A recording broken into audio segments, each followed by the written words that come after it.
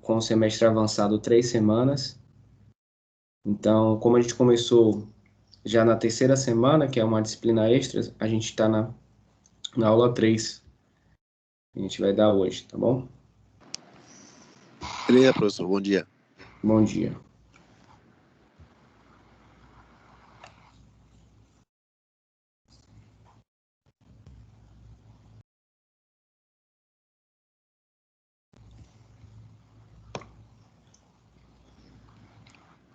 Professor, me diga uma coisa, as avaliações e atividades, elas vão estar no AVA, só no AVA ou Assim, no Google Meet, assim, a, outro lugar? a avaliação parcial, que você provavelmente não deve ter feito, eu posso mandar para vocês tentarem fazer quem chegou depois, quem foi matriculado depois, tá bom? Mas é simples, é uma pesquisa sobre descoberta de novos. Tá na aula 1. Se você tiver no grupo, hoje, depois dessa aula, eu vou mandar novamente as gravações das aulas. Aí na aula 1 vai ter lá qual é as avaliações parcial ou oficial. A oficial vou enviar também pelo grupo, vocês vão ter e vão ter que me entregar depois, tá? Vai estar escrito lá também na própria prova as instruções de como vocês devem fazer. Então, você vai pegar a prova, fazer com papel, no papel, né? Com a caneta, depois você vai escanear ou tirar foto e enviar para mim. Tá bom? Entendi, beleza. Vamos nessa, então. Bem, nas 2 primeiras aulas a gente falou sobre a introdução à ciência dos materiais, sobre as propriedades dos materiais, as classificações dos materiais, né, em materiais metálicos, materiais polímeros, materiais cerâmicos e materiais compósitos, além dos materiais avançados, né, que a gente considera como material avançado aqueles materiais que têm propriedades otimizadas por processos de alta tecnologia. Hoje a gente vai falar de um conteúdo mais técnico, né, relacionado à química, que é o átomo e sua estrutura. Quando a gente fala de um átomo, a gente sabe que o átomo tem aquela estrutura dele, né, um núcleo, onde a gente vai ter o próton e o nêutron, e a eletrosfera, onde a gente vai ter os elétrons. Então a gente sabe que a carga do elétron ela é negativa, a carga do próton ela é positiva, e são cargas iguais, né, de sinais contrários. E o nêutron já está no próprio nome, né? Nêutron significa que ele é neutro, ele não tem carga nenhuma. Então a gente sabe também que tiveram uma evolução, né, de vários modelos atômicos até chegar no modelo de referência que a gente utiliza hoje, que é o modelo de Rutherford-Bohr.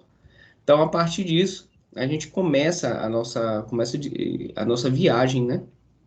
Começa da parte microscópica até a parte macroscópica no estudo da ciência dos materiais. Então, a gente vai passar pelo estudo do átomo, vamos ver as ligações atômicas, as ligações intermoleculares, depois a gente vai ver a formação da estrutura cristalina, depois a gente vai entender os planos cristalinos, vamos entender as direções cristalográficas, depois a gente vai ver quais são os defeitos relacionados a essas estruturas cristalinas, né, até a gente chegar lá na parte onde a gente vai entender os processamentos relacionados aos materiais. Então tem aí um caminhozinho para a gente. Como eu falei para vocês, isso aqui não é algo que possa ser, que a gente diga, ó, algo novo, vocês já estão acostumados a esse tipo de representação dos átomos, tá? E a gente sabe que quando você abre uma tabela periódica, que tem lá o número atômico, aquele número atômico que tem lá, por exemplo, número atômico igual a 30. Esse número atômico está relacionado, né? O zinco, por exemplo, o número atômico do zinco é 30. Então, isso está relacionado à quantidade de prótons que existe no núcleo daquela determinada espécie química, tá? Então, se ele tem 30 prótons, significa que o seu número atômico vai ser 30. E se esse átomo, a gente está considerando que ele está neutro, se ele está neutro, né? Se ele está equilibrado, significa que o número de prótons vai ser igual ao número de elétrons. Então, se ele tem 30 prótons, ele também vai ter 30 elétrons. Lembrando que o estágio onde o átomo não está neutro, ele está na forma de íon, onde a gente vai ter uma maior quantidade ou menor quantidade de elétron em relação ao próton. Então, se a gente tem uma maior quantidade de elétron, a gente tem sobra de cargas negativas, então a gente vai ter um íon do tipo ânion. Se a gente tem menor quantidade de elétrons em relação ao próton, aí a gente vai ter uma falta de carga negativa, consequentemente uma carga positiva a mais, então a gente vai ter um íon do tipo cátion. Então a gente já viu isso lá, né? É importante frisar que o número de prótons ele nunca vai mudar, porque ele está no núcleo, a não ser que você faça um processo de fissão nuclear. Então, você fez esse processo de fissão nuclear, você pode ainda conseguir separar no núcleo as partículas subatômicas, né? Mas no normal, na natureza, o próton ele não, ele vai se manter constante. O que varia? O que varia é o elétron. O elétron ele está na eletrosfera, ele pode ir para um átomo, pode se ligar a outro, né? Você pode doar um elétron para um outro átomo, receber um elétron de um outro átomo e formar o que a gente chama de íons, né? É o que acontece, por exemplo, com a dissolução iônica do NaCl quando você coloca em água. Então, ele se divide em um cátion, que é o Na+, e um ânion, que é o Cl-. Quando a gente quer determinar o número de massa, né, o que é a massa? A massa vai ser o somatório, né, de todas aquelas quantidades de massa de todos os elementos que estão dentro do átomo. Então, a gente pode considerar que vai ser o número atômico mais o número de nêutrons. Aqui a gente não contabiliza os elétrons, por quê? Porque os elétrons ele tem uma massa ínfima. A massa de um elétron é muito pequena, ó, aqui. Se for perceber, a massa de um elétron é da ordem de 9,1 vezes 10 a menos 31. Então, esse menos 31 significa que é uma massa ínfima que não vai influenciar em nada e quase imperceptível nas balanças que a gente tem na Terra, né? Então, só foi possível inferir essa massa com esse nível de precisão através de métodos avançados, né? De extrapolação matemática, de mecânica quântica, para determinar a massa de um elétron, tá bom? Então, ela não é considerada nos nossos cálculos de estequiometria. Então, a gente já sabe que se a gente quiser determinar a massa de um átomo, é simplesmente ver o número de prótons mais o número de nêutrons. Né? A gente vai considerar a massa desse átomo aí. Então, lá na tabela periódica, você sempre vai ter essas duas informações, o número atômico e o número da massa do átomo. Aí tem um exemplo, né, do átomo de hidrogênio, o prótio, o deutério e o trítio. Você tem aí cada um deles com a massa atômica diferente. Ó, a massa atômica do prótio é 1, porque a gente vai ter um próton. Já o deutério ele tem um próton e um nêutron, então a gente vai ter uma massa atômica de 2. E aqui a gente tem o trítio, que tem um próton e dois nêutrons. Então a gente vai ter uma massa atômica 3. Lembrando que esse caso aqui, o mais instável é esse daqui, né? E esse daqui é o mais estável.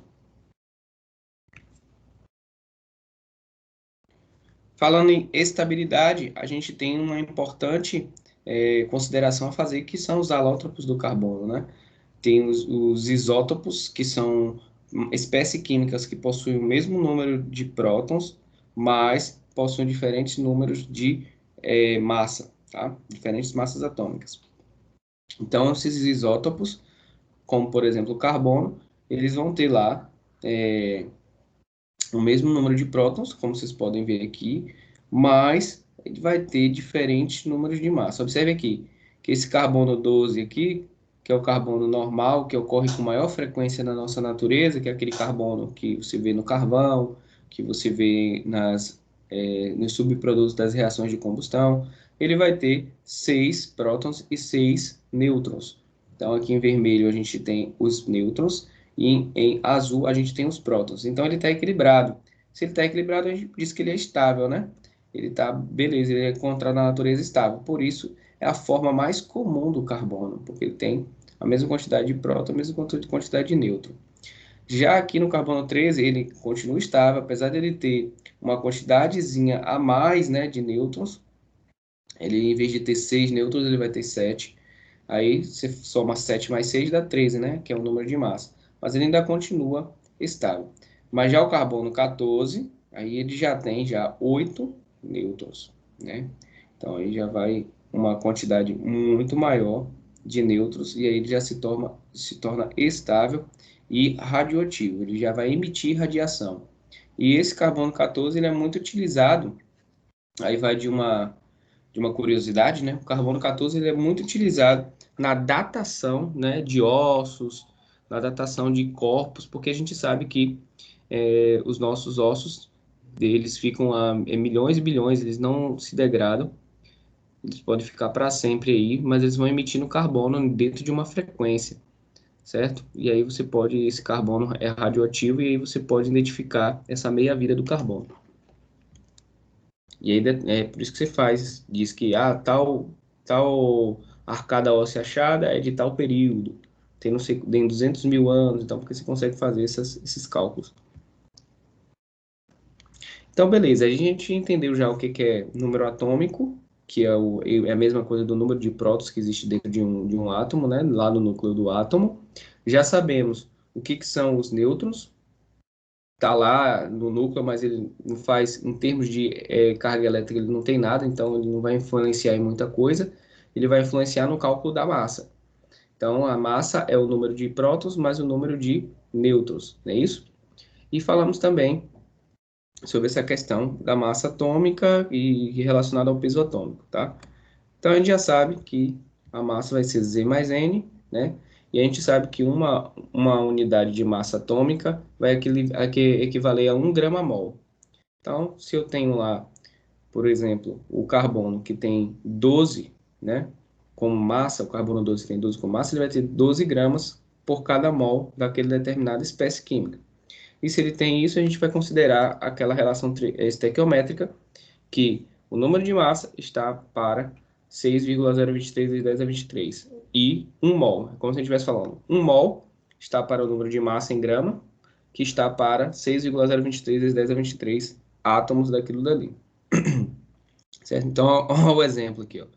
Em 1 mol de prata, que é Ag, o número atômico igual a 47, significa que a gente tem 1,023 vezes 10 a 23 átomos e 107,87 gramas, ou 107,87 unidades de massa atômica, tá bom? Então, na prata, que está lá na posição 47, né, que a tabela periódica é organizada de acordo com o número atômico, a gente vai ter essas informações estequiométricas, né, que a gente diz, que é a quantidade de átomos em 1 mol. Então, significa que se eu tenho uma amostra, por exemplo, se eu estou num laboratório e eu tenho uma amostra de 107,87 gramas certinho, né, de prata, uma das coisas que eu posso afirmar é a quantidade de átomos que tem nessa amostra. Qual é a quantidade de átomos? Essa quantidade absurda aqui, ó, 6,023 vezes 10 a 23 átomos, entendeu? E isso daqui equivale a 1 mol de prata. O que é esse 1 mol? 1 mol nada mais é do que uma forma de você dar simplificação quando você for fazer os cálculos. Porque já pensou se fazer cálculo aqui, ó, 0,23 vezes 10 a 23 átomos? É melhor você colocar 1 mol, que é como se você estivesse falando assim, me dê uma dúzia de banana. Esse dúzia, ele se remete a 12, né? Ou então, me dê um cento de laranja. Esse cento se remete a 100, né? Então, aqui quando você fala, me dê um mol de prata, o cara vai te entregar 6,023 vezes 10 a 23 átomos de prata. Entendeu? Que é só uma nomenclatura para facilitar cálculos, comunicação e etc. Você não está trabalhando com números tão grandes. Então, a gente sabe que as relações entre esses valores que eu acabei de apresentar para vocês, elas vão balizar o que a gente chama dos cálculos estequiométricos na química. Então, por exemplo, aí, olha um cálculo estequiométrico. Será que é possível calcularmos a quantidade de átomos em uma amostra de 100 gramas de cobre?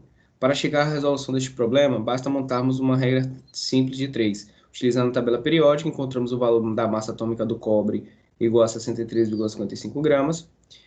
Se a gente encontrou a massa atômica dele, 63,55 gramas, a gente sabe que nessa amostra aqui, eu tenho 1 mol e também tenho 6,023 vezes 10 a 23 átomos. Assim, aí a gente calcula para 100 gramas. Se em 63,55 gramas eu tenho 6,023 vezes 10 a 23 átomos, em 100 gramas eu vou ter quanto? Vamos fazer a regra de 3. Faz a regra de 3, aí você vai ter esse resultado, 9,48 vezes 10 a 23. Obviamente que vai ser maior, né, do que aqui, porque 100 gramas é maior que 63,55. Então vai ter que ser 9,48, que é maior que 6,023. Aí é só fazer uma regra de 3, que é algo que vocês já estão acostumados a fazer. Tá bom? O importante é salvar a relação da massa, né, atômica, que é a que você encontra na tabela periódica, com a quantidade que a gente chama de constante de Avogadro, 6,023 vezes 10 a 23 átomos. Agora, a gente pode fazer isso daqui. Agora é a hora de você praticar, utilizando o problema anterior como guia. Calcule o número de átomos em amostra de 100 gramas de ferro e de silício. Eu vou deixar para vocês fazerem isso daí em casa, né? E na próxima aula a gente ver qual foi o resultado que a gente achou. Mas vocês têm que buscar na tabela periódica a massa do ferro e a massa do silício e fazer exatamente igual o exemplo aqui, exatamente, sem tirar nem pôr, certo? Só está faltando você buscar na tabela periódica a massa do ferro e a massa do silício. Bem, vamos falar um pouquinho de modelos atômicos, que é muito importante essa parte de modelos atômicos. Quando a gente fala em modelos atômicos, a gente fala da evolução desses modelos. Há pouco tempo atrás, nem há tanto tempo, né? Há 80 anos, mais ou menos, a gente não tinha formalização desse conceito do modelo de Rutherford-Bohr, certo? A gente tinha ainda o modelo de Rutherford, que ainda ia ser agregado às ideias de Bohr para formar o que a gente tem hoje, que é a compreensão total de um átomo. Então, o que acontecia? Antes a gente conseguia entender que existia uma unidade mínima e indivisível que formava todas as substâncias, todos os corpos, todas as matérias, que é o átomo. Mas como era esse átomo, é a parte mais difícil. Por quê? Porque não dava para a gente enxergar ele. Não se enxerga um átomo.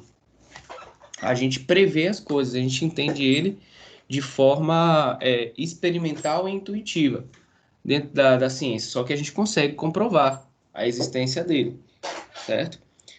Então, esse átomo, ele foi passando por diversos modelos, por exemplo, chegou no modelo de Bohr. Qual é a diferença do modelo de Bohr para o modelo compilado, não? Para um modelo, vamos dizer assim, um modelo que se juntou de Rutherford e Bohr, né? Esse é o modelo da proposta de Bohr, quase perfeito já do que é hoje. Os prótons e os nêutrons no núcleo, os elétrons na eletrosfera, separados em camadas de energia. Só que o que acontecia? Não existia a definição dessas energias, nem de subníveis de energia. E não existia também a característica da determinação da velocidade do elétron e da posição do elétron. Então, a gente tinha que determinar isso. Foi daí que se estudou, né, através do modelo de Bohr, a questão do princípio da dualidade de Luz-Broglie e o princípio da incerteza de Heisenberg. Primeiro, o princípio da dualidade de Luz-Broglie. O princípio da dualidade de Luz-Broglie, ele começou a estudar e entender que um elétron ele funcionava, ele tinha um comportamento dual. Por quê? Porque o comportamento do elétron ele funcionava horas como um corpo mesmo, né? Como um corpo qualquer com massa e etc. E ora ele funcionava como onda, que não é um corpo, é uma energia, né? Então esse comportamento dual chamou muita atenção. É como se tivesse alguma coisa que fosse corpo, tivesse matéria, massa, e que tivesse interação, né, com outros corpos. Daqui a pouco é uma onda, uma energia. Então esse comportamento corpuscular e ondulatório dos elétrons fez com que a gente chegasse à seguinte conclusão, né, do princípio da dualidade de Luz-Broglie. Os átomos, eles, além de formarem a matéria em si, eles também emitem energia. E a partir disso daí foi interessante, porque a gente começou a entender que as matérias, todos os objetos, se você der um overview aí, olhar a sua sala inteira, você vai ver que todos esses objetos, ele tem essa característica, ele é corpuscular, mas ele emite alguma frequência de onda, ele emite uma energia que a gente consegue captar, em alguns casos, facilmente, e em outros casos é mais difícil, porque as frequências de onda são muito pequenas, muito baixas, ou elas são altas demais. Os equipamentos que a gente tem de captação de frequência, eles têm esse range devido à nossa tecnologia, né? Não à toa que a gente tem um programa encabeçado por Stephen Hawking, que é uma das mentes científicas mais brilhantes do mundo, que ele tenta, que é o Big Ear, que é o grande ouvido, que tenta captar frequências de outros planetas para ver se tem outras civilizações. Até hoje não encontrou, mas pode estar relacionado à nossa tecnologia que ainda não foi suficiente para atingir faixas de frequência que sejam as faixas de frequência que as outras civilizações utilizam para se comunicar. Resumindo, o que o Luz Broglie falou? O Luz Broglie falou, beleza, o que a gente está vendo é uma coisa, mas existem coisas que a gente não está vendo que estão acontecendo. Eu vejo a matéria, consigo ver, porque a matéria ela não é translúcida à luz. Ali, eu estou vendo aqui um computador na minha frente. Para eu ver esse computador, ele precisa ser opaco, né? Ele não pode ser transparente, senão eu não vou enxergar ele. Então, a luz bate, reflete, né? E eu consigo enxergar esse computador. E ele está emitindo algum tipo de radiação em algum nível, como todos os nossos corpos. Não à toa que, se você estiver num ambiente totalmente escuro, você mesmo, teoricamente você não poderia ver, porque está sem a luz, né? Mas você consegue enxergar a emissão de radiação através daqueles óculos especiais para identificar, para captar a radiação infravermelha que o nosso corpo emite. Então, isso que é o princípio da dualidade de Luz-Broglie. Então, a gente tem os átomos com características corpuscular e ondulatória. Então, existe a matéria em si, com massa, etc., mas também existe a característica de onda. Aí vamos para o princípio da incerteza de Heisenberg, que é um princípio muito importante, que ele define que é impossível você determinar, né, com precisão a posição e a velocidade de um elétron. Ou você define a posição do elétron, ele está no orbital K, ou você define a velocidade do elétron. O elétron está numa velocidade próxima da luz, né? 3 vezes 10 a oitava metros por segundo. Você não tem como determinar a velocidade e a posição do elétron, certo? Aí eu costumo de dar essa... Deixa eu só ver um negócio aqui. Você tá me ouvindo, Ednilson? Tá tranquilo aí? Só me dá uma resposta aí, rapidinho. Tô sim. Beleza. Qualquer coisa você fala aí. Às vezes... Então, qual é a... Qual é a analogia que eu faço para os meus alunos para eles entenderem esse princípio de Heisenberg? É muito simples. E por que que acontece isso, né? Primeiro, o porquê que acontece essa incapacidade do ser humano ainda determinar a velocidade e a posição do elétron. Porque o elétron ele vibra numa frequência impossível da gente identificar em qual momento ele vai estar numa determinada posição, entendeu? Então a gente ou determina a posição ou determina a velocidade. Quer ver o exemplo perfeito?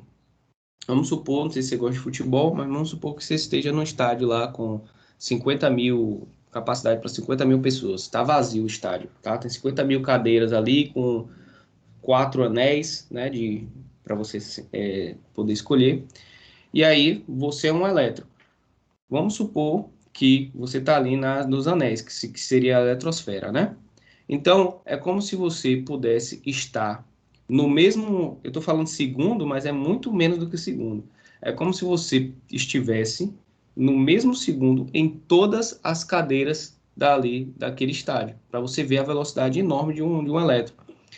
Para a gente, não sei se você já viu, quando é alguma coisa muito rápida que está passando, às vezes não parece que ela está parada, uma coisa que está numa velocidade extrema e para um lado, para o outro, para um lado, para o outro, para o lado, para o outro, não tem uma hora que parece que ela está parada, porque ela está ocupando todos os lugares ao mesmo tempo, numa frequência muito rápida. É o que acontece com os elétrons na eletrosfera.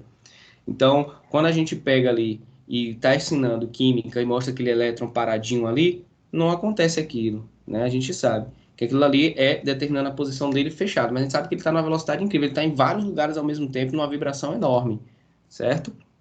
Então, essa frequência de vibração do elétron que faz com que a gente diga, né, que ele ocupa todos os lugares, todos aqueles 50 mil lugares no mesmo segundo. Mas não é porque ele fez uma cópia, né, que nem Naruto lá, fez o Kagebushi no Jutsu e criou 50 mil clones. Não.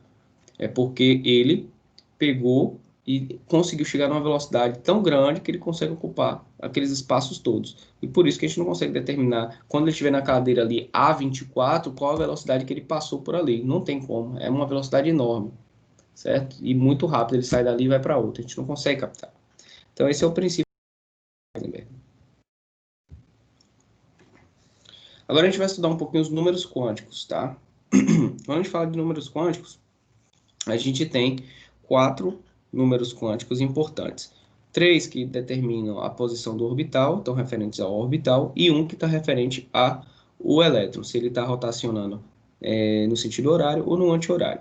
Quais são esses números quânticos? Primeiro, o número quântico principal, que está relacionado às camadas, K, L, M, N, O, P, Q, e temos o L, que é o número quântico de momento angular, secundário ou azimutal, que está relacionado às subcamadas ou subníveis de energia, S, P, D e F, e o ML, que é o número quântico magnético, que está relacionado a aonde o elétron vai estar posicionado dentro da distribuição da eletrônica.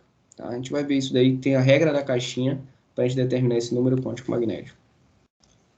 Então, o último, que é o spin, né, o número de spin, o ms, ele vai determinar se um elétron ele está rotacionando para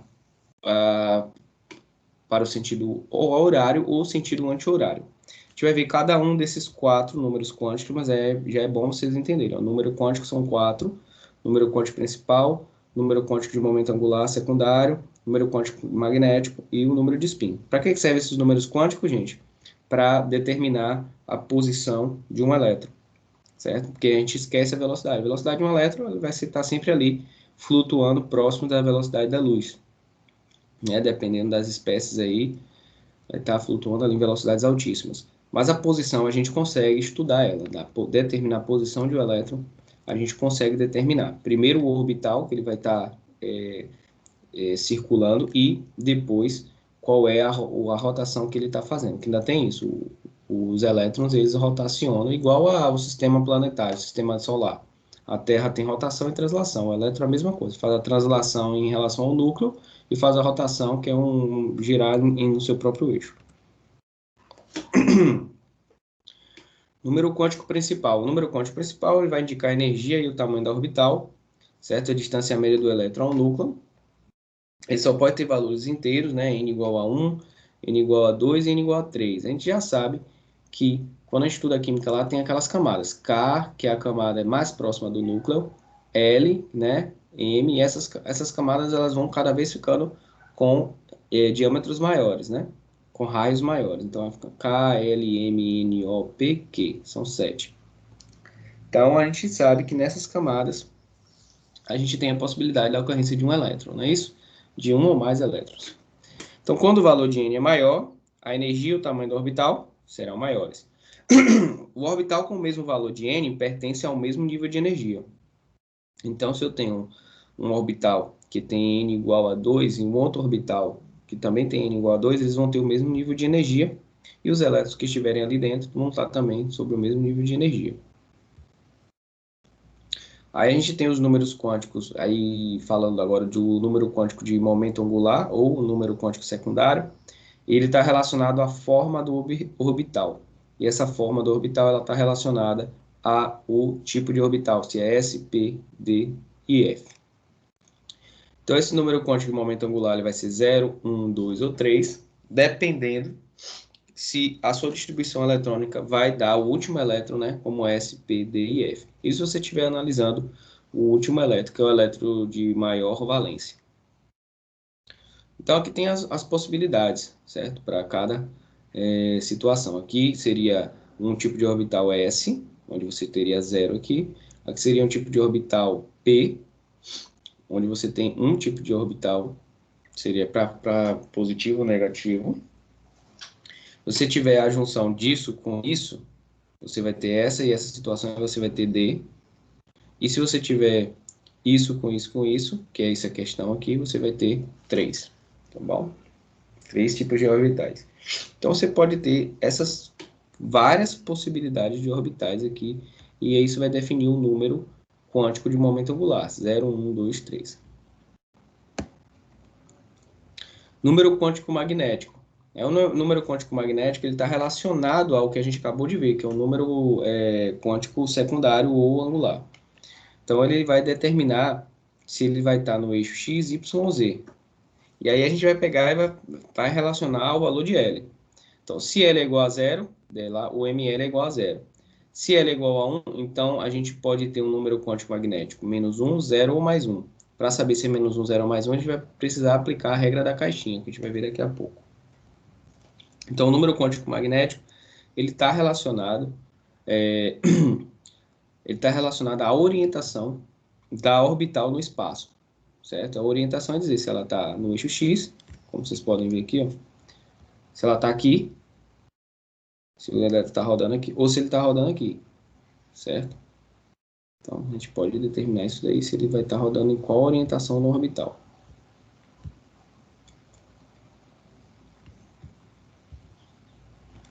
Aí a gente pode ter, se tiver 1, eu tenho várias possibilidades. Se ele tiver o L igual a 1, eu tenho menos 1, 0 e mais 1. Se eu voltar aqui para você ver, ó. Se eu tenho 1, ele tem aqui, ó, menos 1, 0,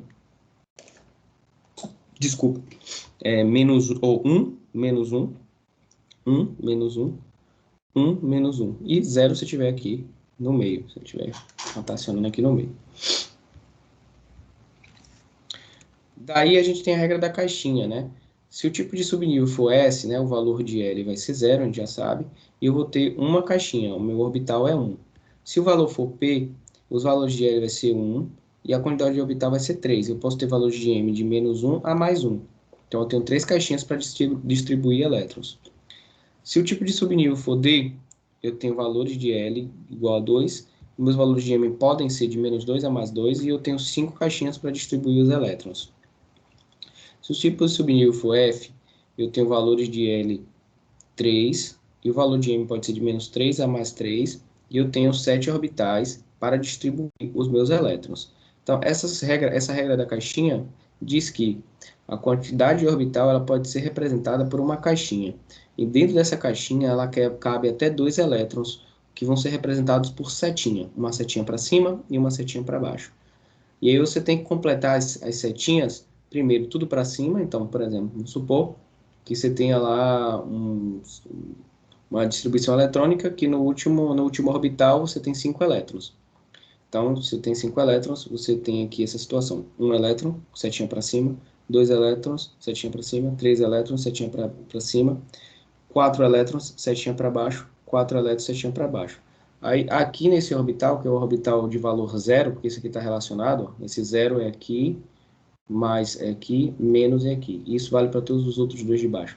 Então, meu último elétron ficou para baixo e ficou na configuração zero. Então, o número quântico magnético vai ser zero. Então, é assim que eu defino qual o número quântico magnético vai ser, se é menos 1, 0 ou 1. Não pode ser os três, entendeu? Tem que ser um deles. Como é que eu defino? Aplicando a regra da caixinha, que vai depender de quê?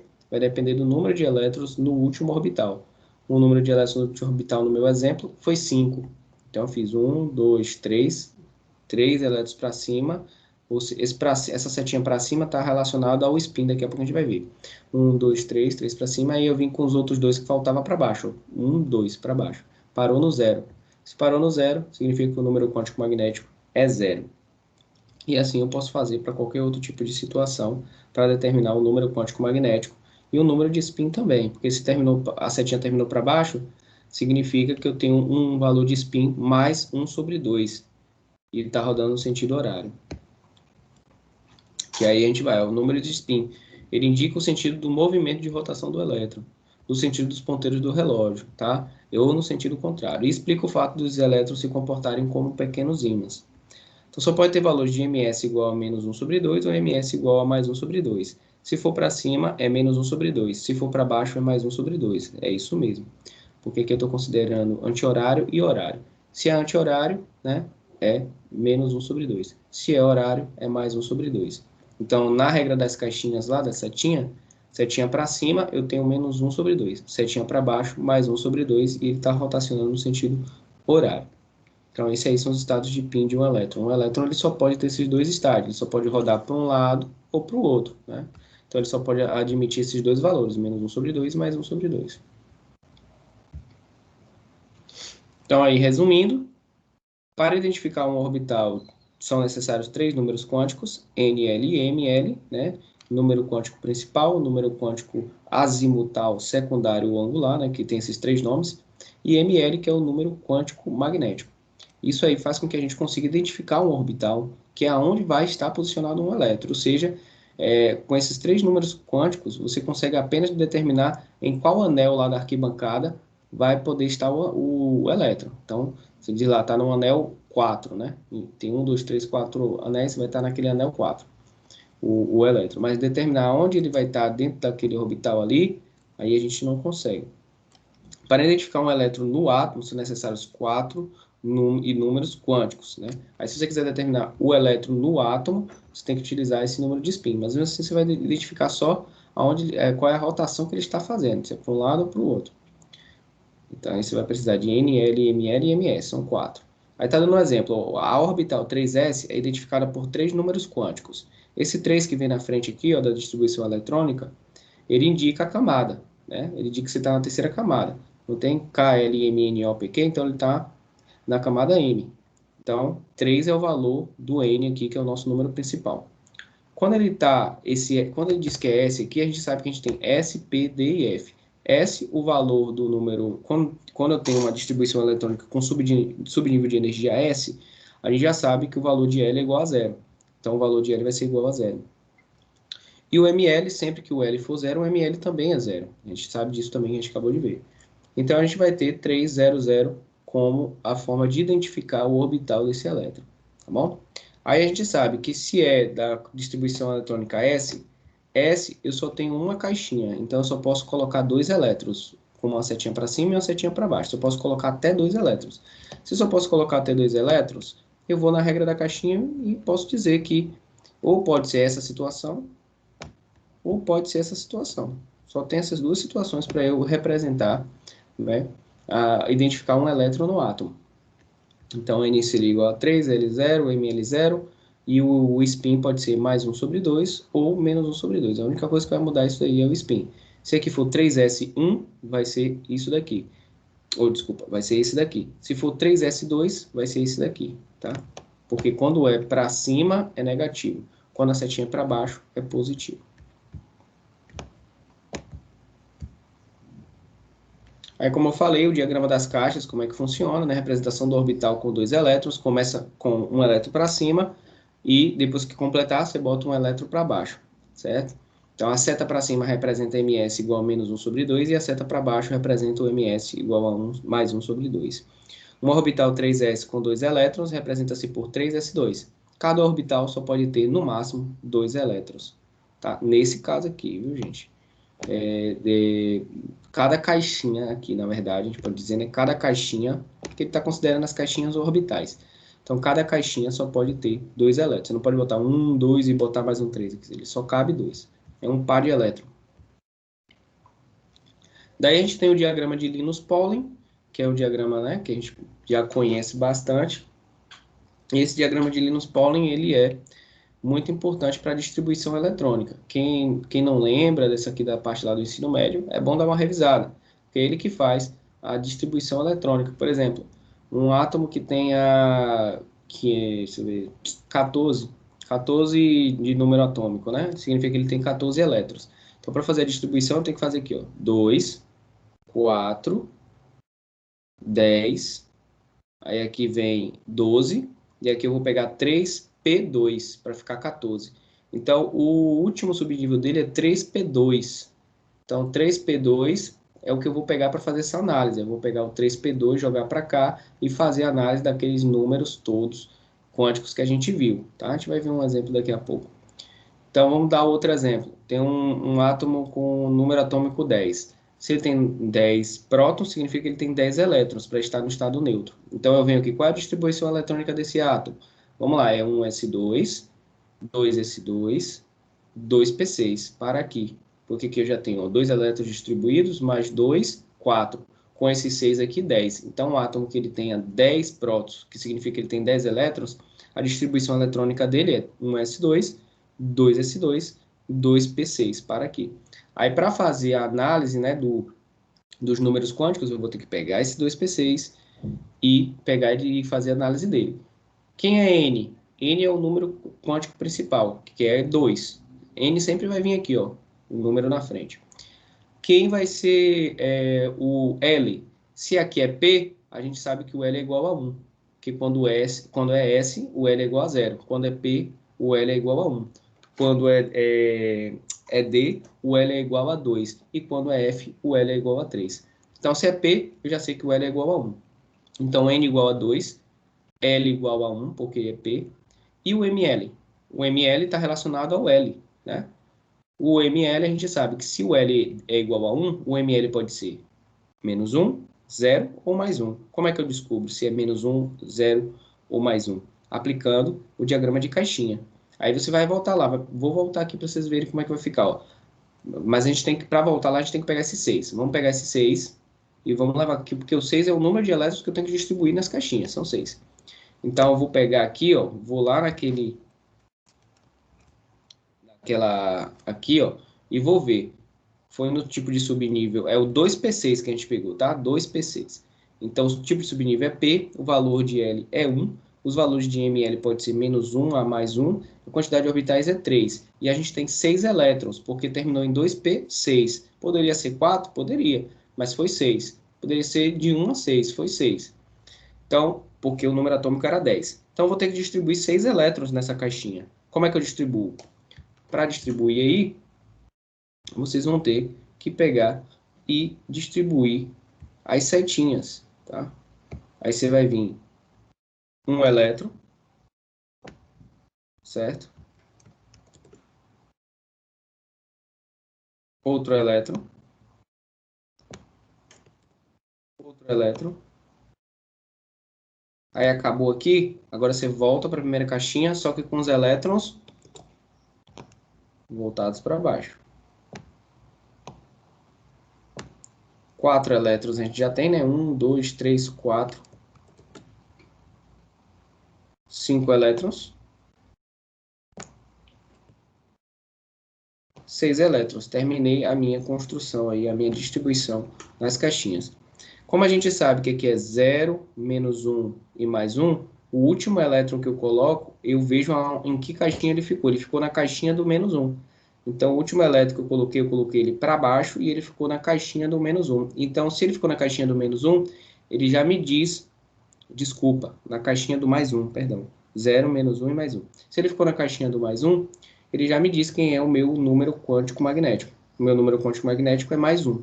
E ele também já me diz o meu número de spin, porque a última setinha que eu coloquei foi para baixo. E se é para baixo, o número quântico, o número de spin, né, diz que vai ser mais 1 sobre 2. Que quando é para baixo é mais 1 sobre 2, sentido horário. Entendeu aí? Tá tranquilo? Tá de boa?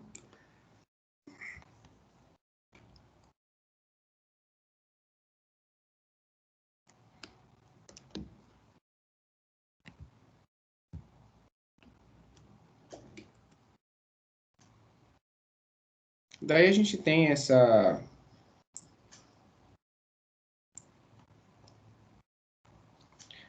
configurações eletrônicas aí de cada um. E aí, para vocês fazerem de cada um desses últimos subníveis aqui, ó, 3S1, 3P5, 4S1, de todos os subníveis de energia maiores desses átomos, você aplicar para descobrir, como eu acabei de fazer, os números quânticos, né? O número quântico principal, o número quântico magnético e o número quântico, ou o número de spin, tá? Principal, secundário, magnético e o de spin, são 4. Você vai pegar o 3S1, fazer a mesma coisa, a regra da caixinha, botar o 3P5 também, aí vai vir aqui para o 4S1. Aí nesse caso aqui, ó, perceba que você tem 4S2 e 3D1. Qual é o que tem mais energia? O que tem mais energia é o 4S2, porque está na quarta camada. Aqui é a mesma coisa. Qual é o que tem mais energia? O 4S2, que está na quarta camada. Porque nem sempre é o último que tem mais energia, o último termo da distribuição. Às vezes, na verdade, você tem que olhar para a camada, é quem tem a maior camada. Depois você olhou quem é que tem a maior camada, por exemplo, esse aqui está na mesma orbital, 3 e 3. Mas eles estão em subníveis de energia diferentes. O subnível de energia mais energético é o P. Então você tem que considerar esse aqui, 3P5. Dúvidas? Tá tranquilo aí? Posso deixar essa atividade para casa aí para vocês. Qualquer coisa vocês falam comigo, tá bom? Aqui também, ó, quais são os 4 números quânticos que caracterizam o elétron de maior energia do átomo de nitrogênio, Z igual a 7. Se faz a distribuição eletrônica através do diagrama de Linus-Pauling e aí corre para o abraço. Beleza?